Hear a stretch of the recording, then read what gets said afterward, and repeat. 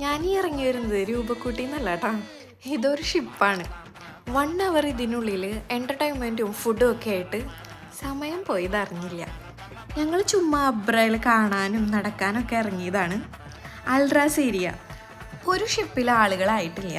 നമ്മളോട് ചോദിച്ചു പോരുന്നുണ്ടോ. അങ്ങനെ ലാസ്റ്റ് ടൈമിൽ ഓടി കയറിയതാണ്. Per head 35 ദിർഹംസാണ്. നമ്മൾ 10 പേരുണ്ടായിരുന്നു.